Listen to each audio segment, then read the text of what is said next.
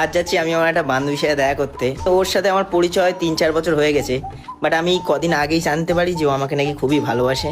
তুই আমাকে ভালোবাসিস না? সেই দিন আমার দুটো বন্ধু আর আমার একটা বান্ধবী 4 জন মিলে গিয়েছিলাম ইকো পার্কে। শেখরপুরের রাস্তায় আমি ওকে দাঁড়াতে বলেছিলাম, ওখান থেকে আমি পিক করে নিয়েছিলাম। আমি এরকম ধরনের ভিডিও কখনো করি না। আজকের এই ভিডিওটা করার আমার একটাই উদ্দেশ্য, একে নিয়ে ইনস্টাগ্রামে আমি একটা ভিডিও পোস্ট করেছিলাম, সেখানে প্রায় 1000-এরও বেশি কমেন্ট এসেছে, কে দাদা এটা বৌদি নাকি। প্রথমত এই ব্যাপারটা নিয়ে আমি ওর সাথে কথা বলতে এসেছি। কদিন আগে আমি জানতে পারি যে ওর মনেও আমার জন্য নাকি একটা সফট কর্নার আছে। প্রথম এই ব্যাপারটা নিয়ে খুব একটা আমি ভাবিনি, আমাদের খুব একটা দেখা হয় না। এই প্রায় 4 মাস পরে আবার দেখে হাঁটতে পারিস না তুই?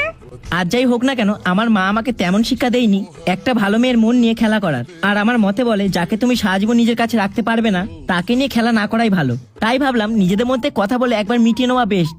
আর আমি যতদূর জানি আমার থেকে ও বেটার বোঝে। আচ্ছা, এমনিও আমার তোর সাথে পার্সোনাল কথা আছে। ওকে, বল, তুই আমাকে ভালোবাসিস না?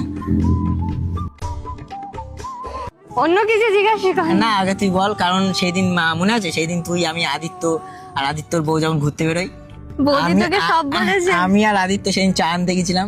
আমি কিন্তু পাশ থেকে সব শুনেছিলাম। এইসব সম্পর্কে করতে গেলে তাহলে আমাদের ভালো বন্ধুত্বটাই নষ্ট হয়ে যাবে। তুই সেদিনকার কাঁদছিলিস, আমি এটাও দেখেছিলাম।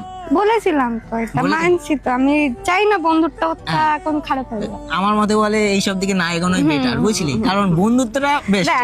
দেখ শোন, আমার একটাই কথা দেখ, হ্যাঁ। বন্ধু হয়ে আছি এখন থেকে, তো থোড়ি আমি তোকে চিনি না। সিন্স 2020 থেকে তোকে চিনি, তোর ব্যাপারে সবই জানি।